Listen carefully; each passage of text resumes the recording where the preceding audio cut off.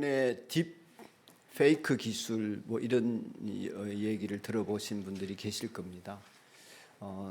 IT 상으로 또 인터넷 상으로 여러 모양으로 사람들의 모양과 목소리를 흉내내도록 해서 내가 한 일이 아닌데도 한 일처럼, 내가 한 말이 아닌데도 한 말처럼 꾸며낼 수 있다는 것인데, 그것이 너무 진실되게 보여서 진짜 같아서 모두가 진위를 가리기 어렵게 되었다 하는 것입니다. 그 기술이 어느 정도까지 어떻게 발달해서 이 사회를 어지럽히거나 또 좋은 영향을 미칠지는 모르지만은 많은 사람들이 걱정을 하고 있습니다.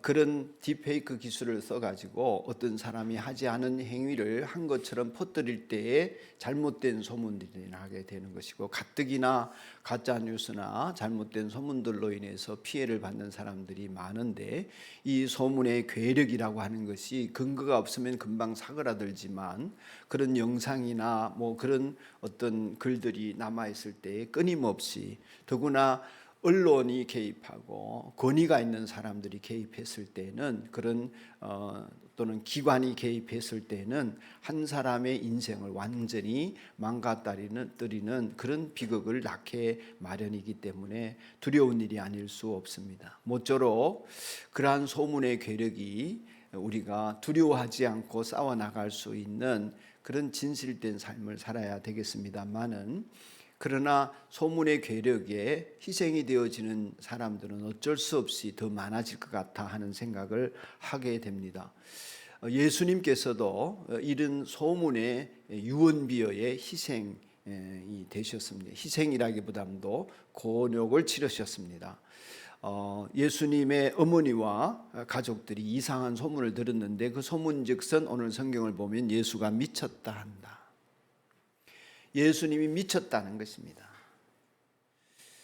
그래서 이 이상한 소문을 듣고서 가족들이 그를 붙잡으러 나섰습니다. 말리는 정도가 아니라 그를 붙잡아서 정신병원에라도 넣으려고 할 심산으로 예수님을 찾아온 것입니다. 가버나움으로. 더구나 그런 소문이 더더욱 확산이 되어지도록 만든 사람들이 예루살렘에 있는 가진 자들과 권력이 있는 사람들인데, 예루살렘에서 내려온 22절에 보면 예루살렘에서 내려온 율법학자들, 서기관들인데, 이 사람들은 율법에 정통하다 하는 그런 평판을 얻고 있지 않습니까? 그들이 예수님을 어떻게 진단을 했느냐 하면 바알세불에 들렸다. 그 바알세불이라는 것은 귀신의 왕을 상징합니다. 바알세불에 사로잡혔다. 그 얘기는 귀신에 사로잡혔다. 다른 말로 미쳤다. 그런 뜻이죠. 그리고 이단이다. 이런 종죄를 한 것입니다. 그러니까 정통적인 유대인들 율법학자들이 예수님을 이단이다, 미쳤다 하니까 사람들이 그 말을 믿을 수밖에 없지 않습니까? 그러니 귀신의 두목의 힘을 빌어서 이런 일을 하는 것이고, 이 일은 정상이 아닙니다. 능력이 나타나는 것은 정상이 아닙니다. 이러니까 사람들이 헷갈리기 시작한 것입니다. 오늘 본문을 보면 사람들이 많이 모여들어서 예수님의 일행들이 음식을 먹을 겨를이 없다고 하였습니다. 그 정도로 사람들이 밀려왔는데, 이런 얘기를 듣게 되자 사람들이 병 고치는 현상도 나타나고 하나님의 말씀도 좋은데, 그러나 과연 이분을 따라야 되나 혼란스럽기 시작한 것입니다. 여러분, 이럴 때에 예수님의 처지는 점점 어려워지고, 가족들도 예수님을 미쳤다고 그러고, 이러는 상황에서 예수님이 어떻게 대처하셨을 것 같습니까? 오늘 본문을 보면 23절에 그래서 예수께서 그들을 불러놓고 비유로 그들에게 말씀하셨다 하였습니다. 예수님께서는 바리새파 사람들이나 유대인들이나 율법학자들이나 또는 가족들을 불러놓고 비유로 자신이 귀신이 들리지 않았음을 말씀을 해주셨다. 비유로 그런 이야기를 하고 있습니다. 우리가 세상을 살아가는 동안에 믿음을 가지고 살면서도 우리가 가장 두려워하는 것 중에 하나가, 그것은 핑계일 수 있는데 나 때문에 예수님이 모욕을 받을까 봐 이런 말도 하지만, 또 다르게 표현하기를 세상에서 예수 믿는 사람들이 비난받고 교회가 비난받는 것이 너무나 싫고 힘들고, 그래서 세상에 살 때에는 안 믿는 척, 교회를 안 다니는 척, 이렇게 사는 것이 편하다, 이렇게 생각하기가 쉬운 것입니다. 그런데 예수님께서는 그렇게 자신을 비방하고 모욕하고 험담하는 사람들을 부르셔서 만나서 직면해서 사실을 밝혀내려고 하셨습니다. 용기 있는 행동이죠.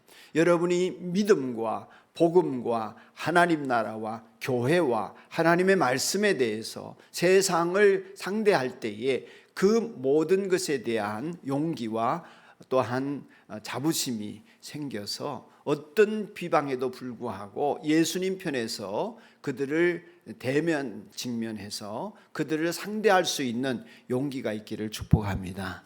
사람들이 뭐라고 교회를 비방하고 예수님을 모독하는 말과 행동을 할지라도, 불신의 행동을 할지라도 여러분은 예수님 편에 서서 그 사실을 직면하고 오히려 그들을 불러서 예수님이 신학적 논쟁을 하시고 또한 비유를 들어 설명하신 것처럼 복음을 담대하게 주장할 수 있게 되기를 축복합니다. 예수님께서는 비유를 들어 설명하셨습니다. 한 나라가 갈라져서 서로 싸우면 그 나라가 버틸 수 없다. 나라에 대한 비유를 하시고, 또 한 가정이 갈라져서 싸우면 그 가정은 버티지 못할 것이다. 세 번째로는 어떤 강한 힘이 있는 사람이 있어서 그 집에 들어가서 물건을 빼앗으려고 한다면 그 집에 있는 강한 사람을 결박하지 않고서는 어떻게 그 집의 물건을 빼앗아 올 수 있겠느냐. 이 비유를 말씀하시면서 예수님께서 병자를 고치고 죽은 자를 살려내고 이 땅 가운데 복음의 비밀을 알려주는 모든 일들은 귀신에 씌어서 그런 것이 아니라 귀신을 정복하는 과정이고, 귀신들이 나뉘어져서 나에게 와서 다른 귀신과 싸우게 하는 것이 아니라 내가 하나님 나라의 주권을 가지고 귀신을 쫓아내고 있는 것이다. 이런 말씀을 비유를 들어 설명을 하신 것입니다. 사람들은 듣기 좋은 말이나 그저 권위 있는 사람들이 하는 말에 속아 넘어가기 쉽지만, 예수님이 귀신의 왕을 힘입어서 귀신을 쫓아낸다는 이 말에, 미쳤다는 말에 친족들과 가족들도 홀딱 넘어갔지만, 그러나 이 영적으로 우매하고 상식적으로도 말이 안 되는 이 말을 믿고 예수님에게 다가온 사람들에게 예수님은 정확하게 진리편에 서서 진리를 알려주셨다는 것입니다. 우리는 거짓된 소문에 속으면 기본적인 상식도 무시해버리고, 또한 우리가 정말 제대로 알아야 될 사실임에도 불구하고 무시하는 경향이 있습니다. 이렇게 비유를 말씀하시면서 예수님께서는 우리가 헛된 소문에 사로잡히지 않고 제바른 길을 갈 수 있는 그러한 말씀을 경고성 메시지로 담아서 그들에게 해 주십니다. 우리도 잘 새겨들어야 될 말씀인데 엄중한 경고를 이렇게 말씀하십니다. 28절입니다. 내가 진정으로 너희에게 말한다. 사람들이 짓는 모든 죄와 그들이 하는 어떤 비방도 용서를 받을 것이다. 그러나 성령을 모독하는 사람은 용서를 받지 못하고 영원한 죄에 매인다. 아멘. 오늘 이 말씀이 오늘 전하고자 하는 주제와 맞닿아 있습니다. 먼저 생각할 것은 용서받지 못하는 죄가 없다는 것입니다. 하나님 앞에서는 사람이 지은 모든 죄를 용서받을 수 있습니다. 하나님께서는 용서하지 못하시는 죄가 없습니다. 그 모든 죄보다 더 크신 분이 하나님이고 더 큰 것이 하나님의 사랑인 줄로 믿습니다. 여러분과 제가 지은 모든 죄를 하나님은 다 용서하시려고 하시고 용서하실 수 있는 분인 줄로 믿습니다. 그래서 시편 기자는 시편 32편에서 허물의 사함을 받고 죄가 가리움을 받는 사람은 복이 있다 그러셨습니다. 우리의 죄가 아무리 붉어도 흰눈같이 된다. 이사야는 그렇게 노래했고, 우리의 죄가 주홍같이 붉을지라도 양털같이 희어질 수 있다. 희어진다. 이렇게 말씀하신 것은 하나님의 자비나 사랑이 용서하고자 하는 하나님의 마음이 우리의 죄보다 훨씬 더 크기 때문에 이렇게 말씀을 하셨습니다. 그런데 예수님께서는 모든 비방, 예수님을 향한 비방, 오해, 그로 인한 여러 가지 말들 다 용서받을 수 있는데 용서받지 못하는 죄가 하나 있다. 뭐라고 했습니까? 그것이 성령을 모독하는 죄라. 그러니 이게 얼마나 무서운 죄인지 모릅니다. 제가 어릴 때 이 말씀을 듣고는 너무너무 무서웠습니다. 내가 성령을 모독하면 어떡하나? 그래서 용서받지 못하면 어떡하나? 어떻게 해야 그렇게 되지 않을 수 있을까? 계속해서 나는 성령님을 거스르는 같은 두려움에 사로잡혀서 전전긍긍했던 기억이 있습니다. 어떻게 해야 성령을 모독하지 않는 것인가 걱정이 많이 되었습니다.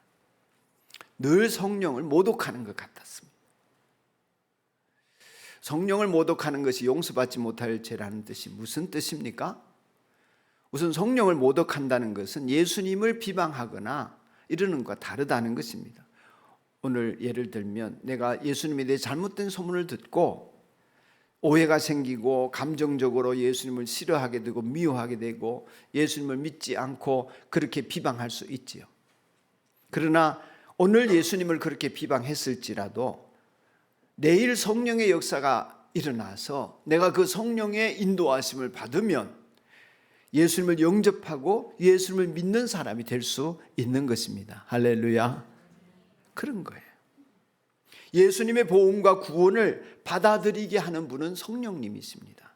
끊임없이 우리의 마음 문을 두드리시면서 예수님을 구세주로 맞아들이도록 성령님은 역사하고 계시기 때문에 하나님의 영으로 말하는 자는 누구든지 예수를 저주할 자라 할 수 없다고 했고 저주하지 않는다 했습니다.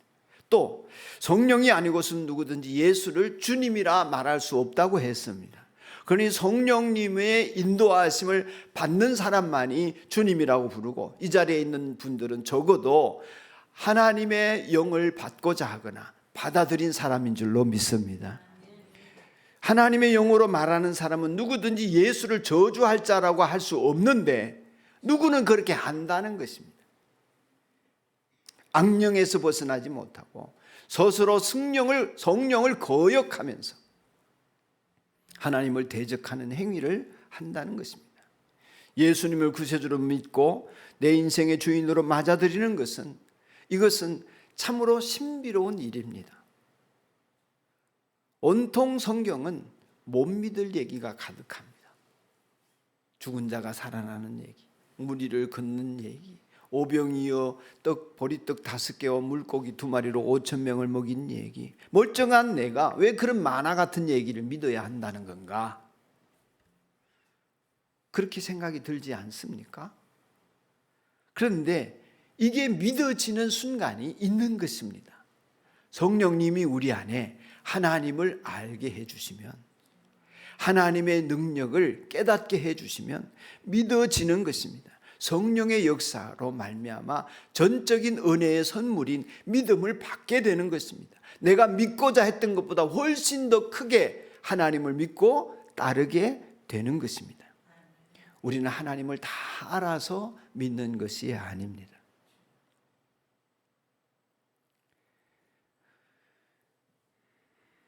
어제도 6분이 예수님을 구세주로 영접하셨습니다. 너무나 감격적인 시간이었죠. 예수님을 모르고 안 믿고 혹은 외면하던 사람들이 다 알지 못하지만 예수님을 맞아들여서 내 인생의 주인으로 모시고 살아가려고 마음을 먹었습니다. 그렇게 예수님을 맞아들일 때 성령이 임하셔서 이제는 간당간당하게 믿는 것이 아니라 절대적으로 예수님을 믿고 따를 수 있도록 영적인 경험과 깨달음을 더하게 하시는 줄로 믿습니다.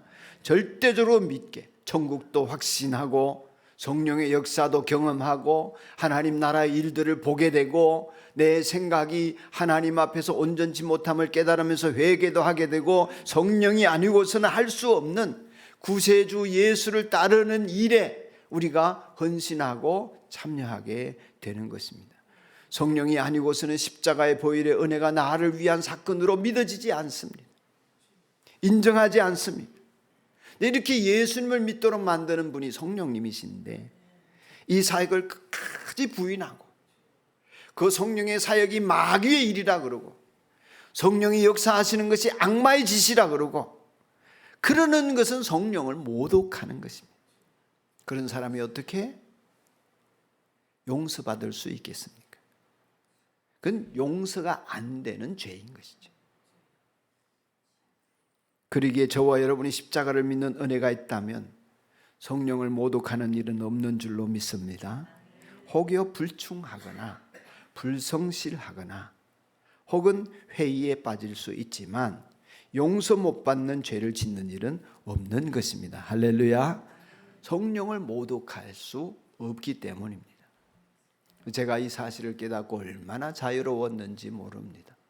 내가 믿음이 있고 예수님을 따르려는 의욕이 있는 사람이라면 내 인생에서 결코 성령을 모독하는 일은 없겠구나. 일시적으로 불순종하기도 하고 불충하기도 하고 불성실할 수는 있지만 나는 영원히 용서받지 못할 죄로부터는 자유로워졌구나. 할렐루야. 그렇게 믿어지니까 너무너무 편안했습니다. 저는 오늘 여러분들 가운데에서 몰라서 예수님을 인격적으로 맞아들이지 못하고 다른 우상을 마음에 담거나 자기가 하나님 노릇하면서 자기 인생을 자기가 책임진다 이러면서 살아가는 사람들이나 예수님을 받아들이지 못하고 전전긍긍하는 분이 계시다면 꼭 예수님을 여러분의 인생의 주인으로 영접하기를 축복합니다. 이게 제가 날마다 기도하는 소원입니다. 그리고 이미 예수님을 영접하셨다면 이제 여러분은 용서받지 못한 영원한 죄에서는 벗어나셨습니다. 저와 여러분은 어떻게 살아야 합니까? 그 성령을 모독하는 사람들을 대적하며 직면하며 그들을 이겨내는 삶을 살아야 할 줄로 믿습니다. 성령의 인도함을 받고 계시다면 더 강력한 성령의 인도를 구하셔야 합니다. 우리는 약하기 때문입니다. 믿는다 해도 믿음의 행실을 잘 못합니다. 우리는 누군가의 영향을 받을 수밖에 없습니다. 친구의 영향을 받든 가족의 영향을 받든 우리는 스스로 하는 것 같아도 대부분의 결정과 말과 행동은 누군가의 영향을 받아서 합니다. 아무에게도 영향을 받지 않는다. 그런 사람은 없습니다. 더구나 이런 영향이 나도 모르게 나를 소유할 때가 있습니다. 내 주인 노릇합니다. 대표적인 것이 돈입니다. 우리는 돈의 노예가 되어서 살 때가 많습니다.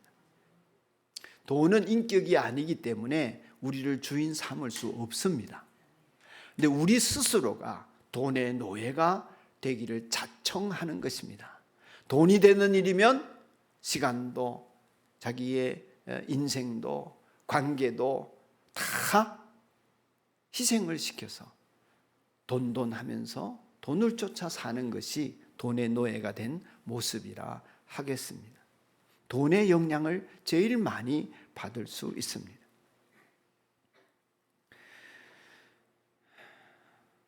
누군가에 의해서 영향을 받을 수밖에 없는 우리라면 전적으로 성령의 영향을 받게 되기를 주님의 이름으로 축복합니다. 우리 그걸 사모해야 하겠습니다. 성령의 인도하심이 나를 지배하며 살게 되면 우리는 인생에 있어서 가장 복된 길을 걸어갈 수 있는 사람이 되는 것입니다. 많은 사람들이 유튜브를 보거나 혹은 광고를 보거나 유명한 셀럽들이 뭘 먹거나 마시거나 입거나 하는 짓을 보고 따라합니다. 멀쩡했던 사람이 아무런 욕망도 없었는데 TV에 나오는 광고를 보고 혹은 홈쇼핑을 보고 조금 전에는 별로 필요가 없었는데 방금 필요가 생겨가지고 가슴이 두근거리고 막 얼른 사야 될 것 같고, 그래서 그냥 버튼을 끊임없이 눌리고 결제가 왜 이렇게 안 되는 거야? 뭐 이러면서 답답해합니다. 여러분의 인생이 여러분이 주인인 것 같지만 여러분을 이끄는 다른 존재가 생겨날 수 있는 것입니다. 특별히 그 모든 배경 뒤에는 욕망을 부리고 시간을 쓰고 재능을 쓰고 물질을 쓰는 뒤에는 악마의 세력이 여러분 한 사람 한 사람이 하나님과 멀어지도록 만드는 계략이 숨어져 있음을 우리가 잘 눈치를 채셔야 합니다. 많은 사람들이 영화를 보거나 드라마를 시청하거나 게임을 하거나 유튜브를 보거나 이런 일을 위해서 시간을 아낌없이 씁니다. 안 되는데 하면서 마치 그 속에서 성령님이 계신 것처럼. 성령님은 주님을 바라보는 시간 외에는 임하지 않으십니다. 임하셔도 모릅니다. 그래서 기도는 시간의 헌신입니다. 그래서 내가 살다 보면 성령님이 어떻게 해주시겠지? 아닙니다. 내가 전혀 성령님을 바라보지 못하기 때문에 인도하여 주셔도 인도하시는 줄을 못 깨닫습니다. 여러분 스트레스 푼다고 노래방 가시는 분들은 자주 악을 쓰면서 노래를 하지 않습니까? 찬송을 그렇게 불러보십시오. 찬송을 부를 때 듣지만 말고 또 입술만 달싹거리지 말고 전심으로 찬송을 불러보십시오. 가사를 묵상하고 몰입하면서 찬송을 불러보십시오. 하늘나라의 점수판에 100점 정도가 아니라 천군과 천사가 여러분과 함께 찬송할 것입니다. 나의 인생의 놀라운 경험들을 찬송 가운데 할 수가 있습니다. 천사들이 앙코르를 부를지도 모릅니다. 하늘나라의 노래방을 자주 이용하셔야 합니다. 그래야 내 인생에 있어서 악령이 떠나가고 내가 성령의 인도하심을 받는 영적인 민감함을 가질 수 있습니다. 여러분의 시간과 돈은 여러분의 것이 아닙니다. 그렇기 때문에 아껴 써야 합니다.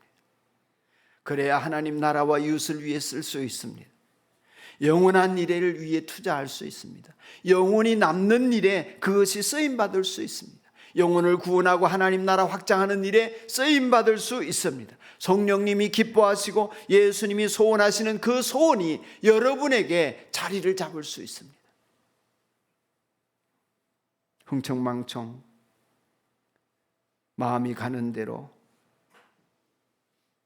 허비하는 인생, 시간, 물질 세상에서 다 없어지고 맙니다.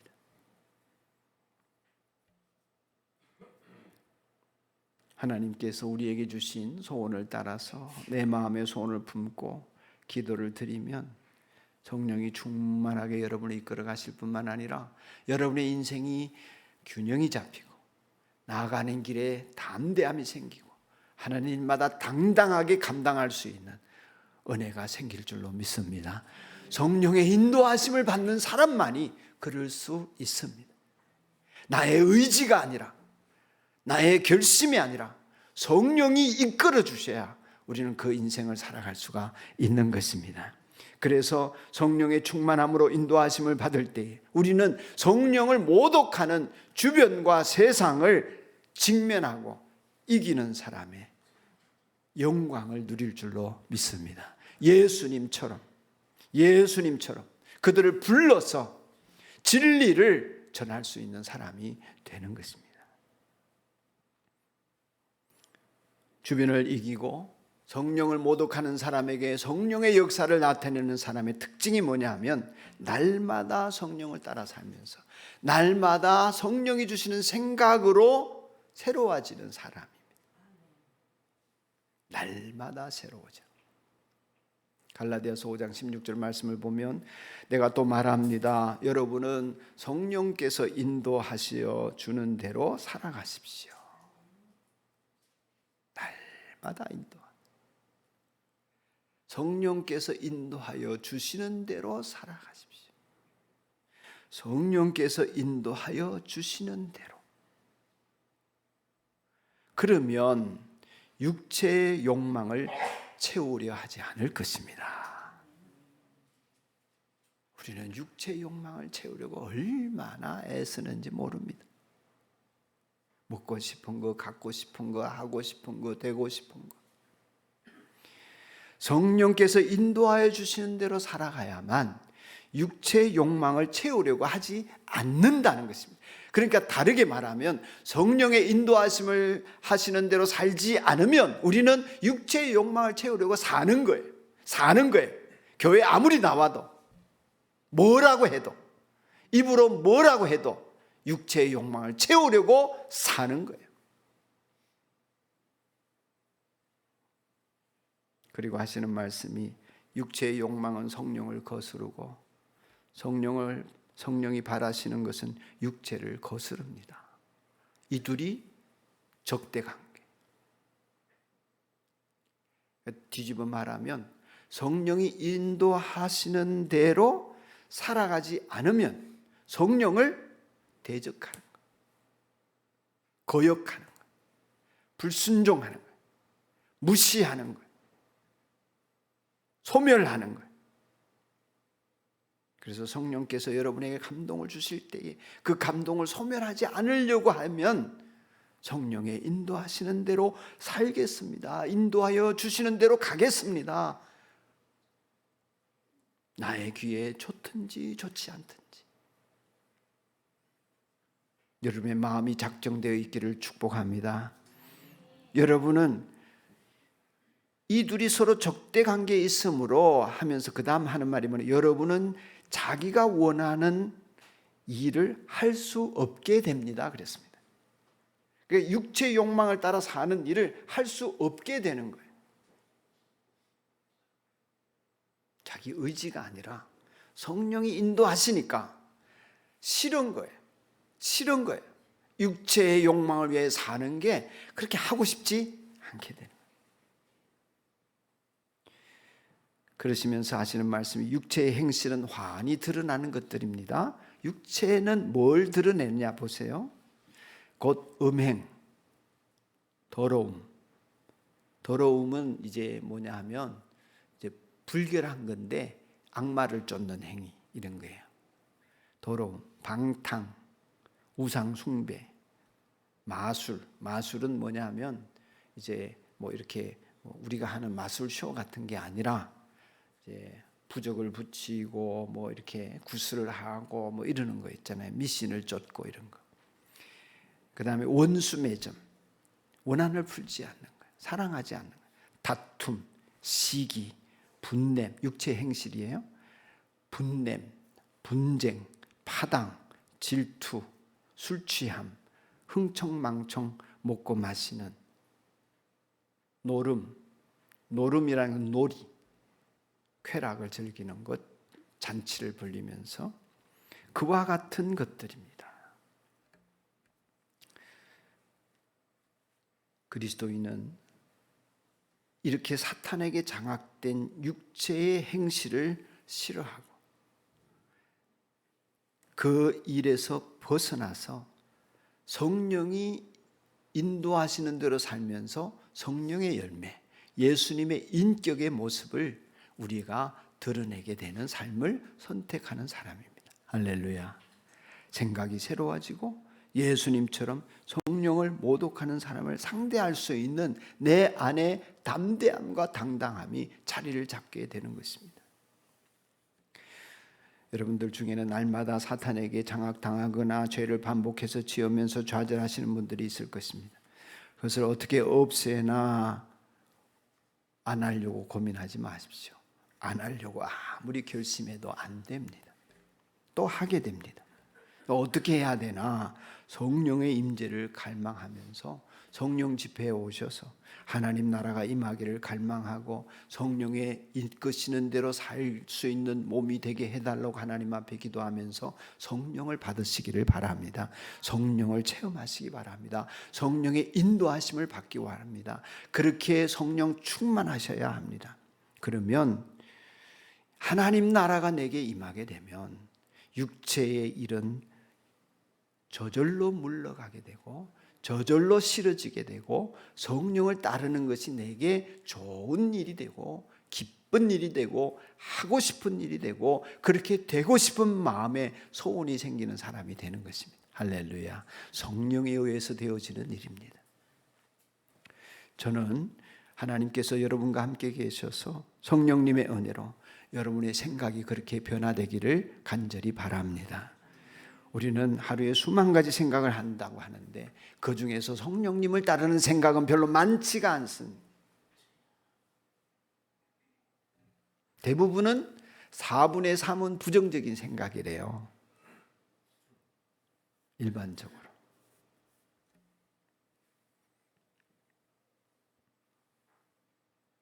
하나님의 다스림을 받고 성령이 여러분 안에 계시는 여러분이 그런 똑같은 생각을 하면서 살아서 되겠습니까?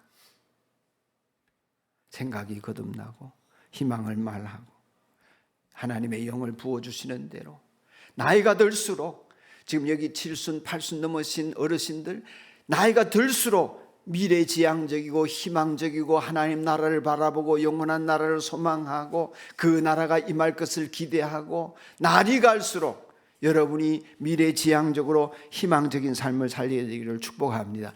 그런 일이 가능한 것이 그리스도인. 말세에 내가 늙은이들에게 환상을 보게 하겠다고 하셨습니다. 사랑하는 여러분, 꿈을 꾸게 하겠다. 우리 인생을 주관하시는 하나님.